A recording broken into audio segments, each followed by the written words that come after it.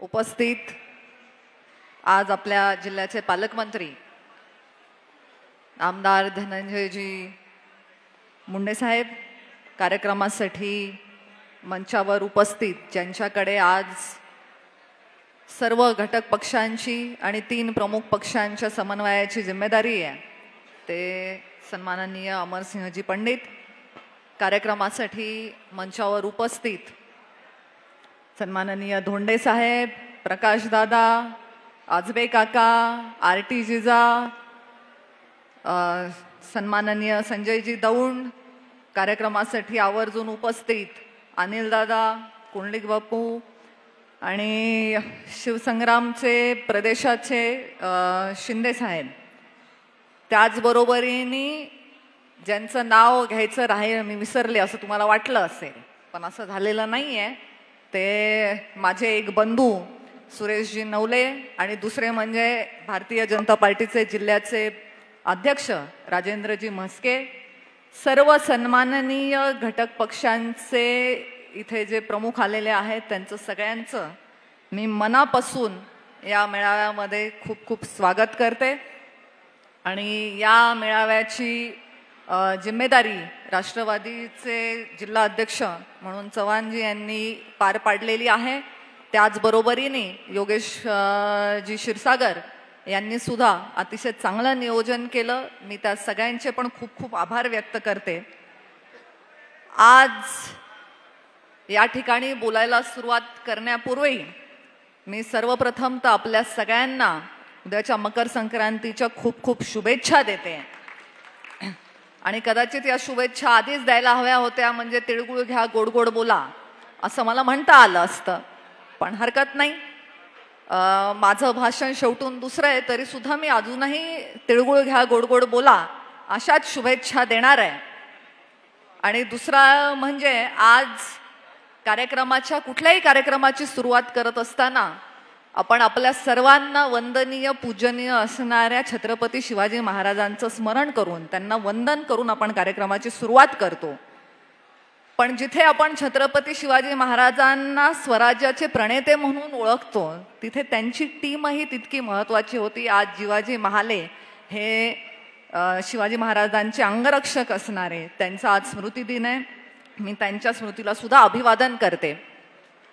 आणि आता इतक्या मोठ्या संख्येने सर्व कार्यकर्ते आणि पदाधिकारी सर्व पक्षांचे आज इथे उपस्थित झालेले आहेत. तर तुम्हालाच हा प्रश्न विचारते की आता लोकसभेची निवडणूक झाली पाहिजे का बिनविरोधच काढलं पाहिजे आपल्याला? एकूण परिस्थिती बघता आपल्याला आज महायुतीचे उमेदवार म्हणून ही निवडणूक अक्षरशः बिनविरोध होताना दिसते. महायुतीचे उमेदवार म्हणते कारण भारतीय जनता पार्टीचे संस्कार आहेत ना, स्वतःचं नाव उमेदवार म्हणून डिक्लेअर करायचं नाही. पण त्याचबरोबरीने सर्व मित्र पक्ष आहेत, आता त्यांनी तर माझंच नाव डिक्लेअर करून टाकलंय म्हणून मित्र पक्षांचा सन्मान करणं हे सुद्धा भारतीय जनता पार्टीचे संस्कार आहे. त्या दोन्ही गोष्टींचा मला विचार करणं भाग आहे.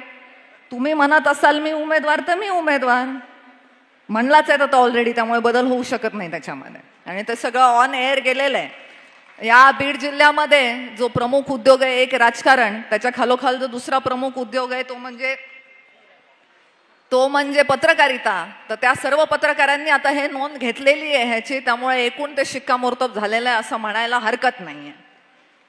आज इथे बोलत असताना माझ्या मनामध्ये आणखीन एक प्रश्न पडलाय, त्याचंही उत्तर तुम्हीच द्या. खरं बोलायचंय का बरं बोलायचंय? का थोडं खरं आणि थोडं बरं असं बोलायचंय? खरं बोलायचंय का हा प्रश्न पडतच नाही, कारण खऱ्याशिवाय काही बोलताच येत नाही. पण तरीही कधी कधी नाही बोललेलं बरं असतं आणि कधी कधी बोलून मोकळं झालेलं बरं असतं. तर आता बरं बोलायचंय तर आनंदाची गोष्ट आहे की सर्वानुमते इथे सर्व ताकदीने भारतीय जनता पार्टीचा उमेदवार हा लोकसभेचा चेहरा असेल ह्याच्यावरती शिक्कामोर्तब झालेलं आहे, हे बरं चित्र आहे. सर्वांनी आपण भरभरून ह्याला समर्थन देऊ आणि या लोकसभेच्या निवडणुकीमध्ये आपलं योगदान देऊन पुन्हा एकदा बीड जिल्ह्याचं प्रतिनिधित्व लोकसभेमध्ये करण्यासाठी भारतीय जनता पार्टीचा उमेदवार पाठवू असं म्हटलेलं आहे. छान आहे, बरं चित्र आहे. आता खरं चित्र सांगते. तर खरं चित्र ह्याच्यासाठी सांगते की मी ऐकते सगळ्यांची भाषणं आणि धोंडे साहेबांनी जेव्हा म्हटलं की माझा पहिल्याचा 2014चा विक्रम पण आपण मोडीत काढू, नवा विक्रम स्थापन करू, आनंद झाला, टाळ्या पडल्या, पण टाळ्या इकडेच पडल्या या गटामध्ये. मग आणखी कोणी काय म्हणतंय, तर मी ऐकते तर जेव्हा हॅट्रिक होईल, पुन्हा मी निवडून येईल, पुन्हा मी संसदेत जाईल, असे विषय जेव्हा येत आहेत आणि त्यांना टाळ्या मिळत आहेत, त्या टाळ्या ह्या ठराविक गटातून येत आहेत. आता खरं बोलण्याचा विषय असा आहे की आपण जेव्हा अनेक पक्ष एकत्र येऊन एका निवडणुकीमध्ये एकत्र काम करणार असतो, त्यावेळी फक्त मंचावर बसलेल्या लोकांनी ठरवून जमत नाही. जोपर्यंत तुम्ही सगळे ते मनावर घेणार नाही तोपर्यंत त्याच्यामध्ये सुसूत्रता येणार नाही. मग तुम्ही म्हणाल ताई ह्याच्यात खरं काय बोललात, तर खरं हे बोलले. एकाच पक्षाचं घ्या ना, समजा एकाच पक्षाचं तात्या गावामध्ये तुम्ही आहे, भारतीय जनता पार्टीचाच दुसरा कोणी इच्छुक असेल, ग्रामपंचायतीला फार गळ्यात गळे घालून निवडणुका लढवता का? एका पक्षाचे किती पॅनल पडतात ग्रामपंचायतीला? कमीत कमी 3. मग आता तर इथे पक्षच आपण वेगवेगळे आहोत. जर ग्रामपंचायतीला आपण आपल्या पक्षाशी समन्वय साधण्यामध्ये कमी पडत असू, तर लोकसभेसारख्या निवडणुकीला जिल्हाभरामध्ये विविध पक्षांशी समन्वय साधणं हे थोडंसं कठीण काम आहे. त्याच्यामध्ये अतिशय मन लावून, लक्ष घालून आणि कोणाचाही अवमान होणार नाही अशा प्रकारचीच वागणूक येणं अपेक्षित आहे. आपल्याला फार जड नाही, कारण आज आपण जर मंचावर बघितलं तर मंचावर बसलेल्यापैकी राष्ट्रवादी काँग्रेस पक्ष आणि आपल्या जिल्ह्यामध्ये मागच्या निवडणुकीला 2019च्या निवडणुकीला शिवसंग्राम हे 2च पक्ष हे आपल्या विरोधात होते. पण बाकी सगळे जे मंचावरचे आहेत, मग रिपाई असतील, शिवसेना असेल, इतर सर्व पक्ष हे आपल्या बरोबरच होते. त्यामुळे आपल्याला तशी सवय आहे की आपण सगळ्यांना एकत्र घेऊन चालत आलेलो आहोत. म्हणून मी म्हणते की सबका साथ सबका विकास हे स्लोगन मोदीजी कार्यरत झाल्यानंतर फेमस झालं, पण सबका साथ सबका विकास हे मुंडे साहेबांच्या जीवनाचा मूलमंत्र होता. आणि म्हणून आज माझ्यापूर्वी बोलणाऱ्या प्रत्येक वक्त्याच्या बोलण्यामध्ये मुंडे साहेबांचा आवर्जून उल्लेख झाला. आणखी थोडंसं तुमच्यासाठी बरं बोलायचं म्हणजे समन्वयक म्हणून आज ही भूमिका पार पाडत असताना मी अमरसिंहजी पंडित यांचे विशेष आभार व्यक्त करते 2 गोष्टींसाठी. एक तर तुम्ही हे डिक्लेअर केलं की लोकसभेचे उमेदवार मीच आहे, त्यामुळे मी म्हटलं जे आपल्या जिल्ह्यातलं दुसरं मोठा उद्योग आहे पत्रकारिता, त्यांच्या आता जे डोक्याच्या चालनेला थोडासा आता विश्राम मिळेल, म्हणजे त्यांना फार मेहनत करून वेगळं काही लिहावं लागणार नाही. आणि सर्वात महत्त्वाचं म्हणजे मी तुमचे आभार यासाठी व्यक्त करते की आज ज्या कारणासाठी आपण ही बैठक बोलवलेली आहे की येणाऱ्या लोकसभेच्या निवडणुकांना आपण कसं सामोरं जायचंय, काय मुद्दे घेऊन सामोरं जायचंय, या गोष्टीविषयी सुद्धा आपण बोललात. त्याबद्दलही मी तुमचे खूप खूप आभार व्यक्त करते. कारण खरा कळीचा मुद्दा आता हा आहे की लोकसभेच्या निवडणुकीच्या प्रचारासाठी जेव्हा आपण सर्वसामान्य माणसांपर्यंत जाऊन पोचणार तेव्हा आपल्याला त्यांच्यासमोर काय मुद्दे घेऊन जायचं. त्यामुळे तुम्ही विषयाच्या अनुषंगाने बोललात, याबद्दल मी तुमचे विशेष आभार व्यक्त करते. दुसरं तर आज प्रकाशदादांनी पण सांगितलं की नुसतं म्हणून चालणार नाही, आपल्याला त्याच्यासाठी प्रयत्नही करावे लागणार आहे. मग प्रयत्न करायचे असेल तर त्याची सुरुवात आज आपल्याला इथून करावी लागणार आहे.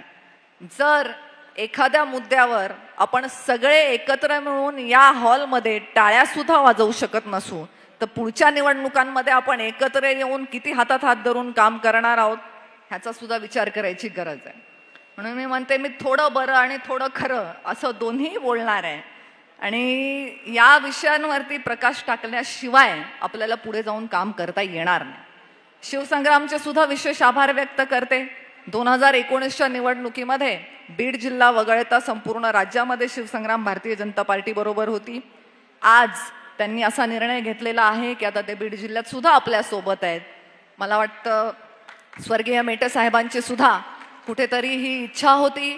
पंकजाताईंनी सुद्धा त्यांच्या अंत्यदर्शनाच्या वेळी या घटनेचा आवर्जून उल्लेख केला की मेटे साहेबांना ताईंना भेटायचं होतं, त्यासाठी त्यांचे भेटीची वेळ ते ठरवत होते. कदाचित त्यांची ही इच्छा असेल आणि त्यांच्या इच्छेचा आज आपण सन्मान करत आहात, म्हणून मी शिवसंग्रामचे सुद्धा मनापासून खूप खूप आभार व्यक्त करते. बाकी निवडणुकांना सामोरं जात असताना काय मुद्दे घेऊन जायचा कसा प्रचार करायचा वगैरे हे मी तुम्हाला शिकवण्याची गरज नाही. कारण ज्यावेळी मी अगदी प्रायमरी शाळेत जात होते तेव्हापासून तुम्ही निवडणुका हाताळलेली माणसं आहात. कधी कोणी इथे असेल, कधी कोणी इतर पक्षामध्ये असेल, पण अनुभव सगळ्यांचा दांडगा आहे. त्यामुळे मी काही तुम्हाला त्याच्यामध्ये शिकवणार नाही. त्या वेळेला त्या प्रकारचे विषय घेऊन आपण निश्चितच एकत्र येऊन चांगलं काम करू शकू एवढं या निमित्ताने सांगते. आता पंचायत अशी झालेली आपली की किमान 3 पक्षाचे आणि कमाल कितीही पक्षांचे असे आपण एकूण इतके नेते आज आहेत मंचावर की तुम्हाला तेवढ्या सगळ्यांची भाषणं ऐकणं भाग आहे. आणि मग तुमच्या आता पोटात ओरडायला लागलेले आहेत कावळे. मग तुम्ही विचार करताय की ह्यांची भाषणं कधी संपतील आणि कधी एकदाचा आम्हाला जेवणाची आमची जी व्यवस्था केलेली आहे त्याचा लाभ घेता येईल. तर मला कळते तुमची मानसिकता.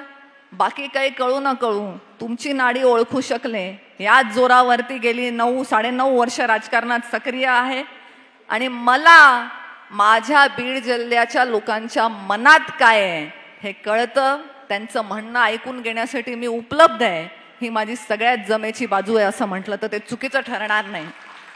म्हणून तेच तुमचं म्हणणं समजून घेऊन या विषयाचा उल्लेख करावा का नाही करावा या संभ्रमात असताना माझ्यापूर्वी बोलणाऱ्या बऱ्याच लोकांनी त्याचा उल्लेख केला. आणि कारण मला तुमच्या मनातलं कळतं म्हणून मलाही या गोष्टीचा उल्लेख करणं भाग आहे की आज मी इथे उपस्थित असणाऱ्या माझ्या मुंडे परिवाराच्या म्हणजे माझ्या मुंडे परिवाराच्या म्हणजे फक्त आम्ही जे रक्तानी मुंडेंमध्ये जन्मलो ते नाही, गोपीनाथ मुंडेवरती प्रेम करणाऱ्या या प्रत्येक माणूस जो इथे बसलेला आहे त्या सगळ्यांच्या मी भावनेची मनापासून खूप खूप कदर करते. कारण आपला नेता हयात असताना त्याच्यासमोर आपण शाईन मारण्यासाठी त्याचे फोटो लावले का नाही लावले ह्याच्यासाठी आंदोलन करणं, आक्रोश करणं, आवाज उठवणं हे तर कोणीही करतं.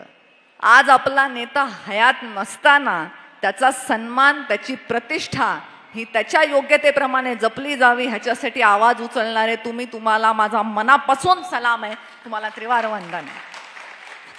तुम्ही सगळे होतात, तुम्ही आम्हाला सांभाळून घेतलं म्हणून आजपर्यंतचा प्रवास झालेला आहे. इथून पुढचा प्रवासही आपल्याला सगळ्यांना एकत्र करायचा आहे.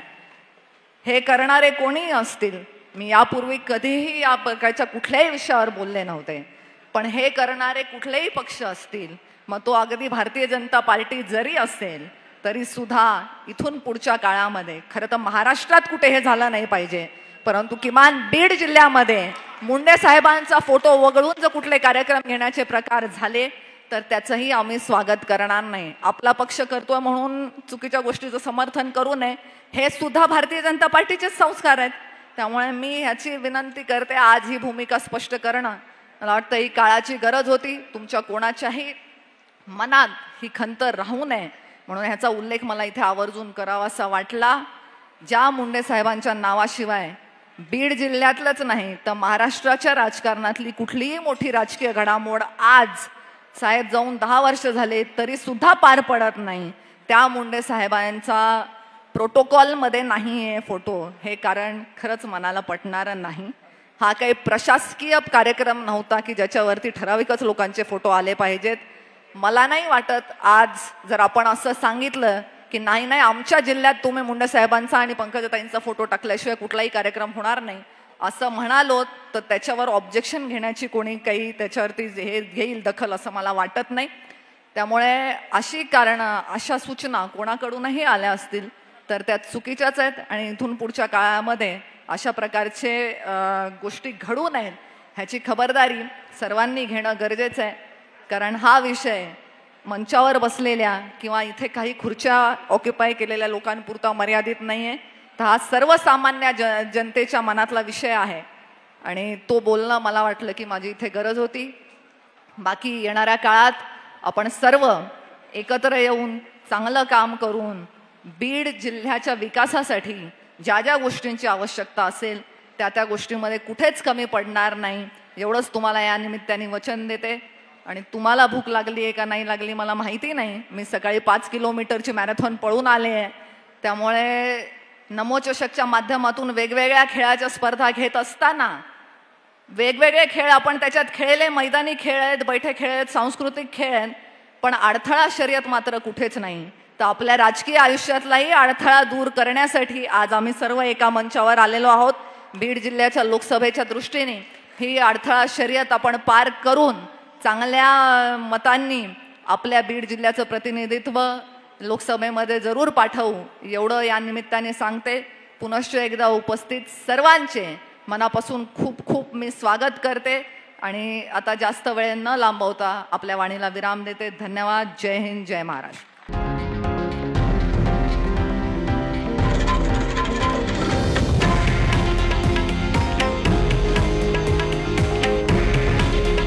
हे आहे देशातील नंबर 1 न्यूज नेटवर्क आणि आपण पाहत आहात TV9 मराठी. काळजी तुमची, हित महाराष्ट्राचं.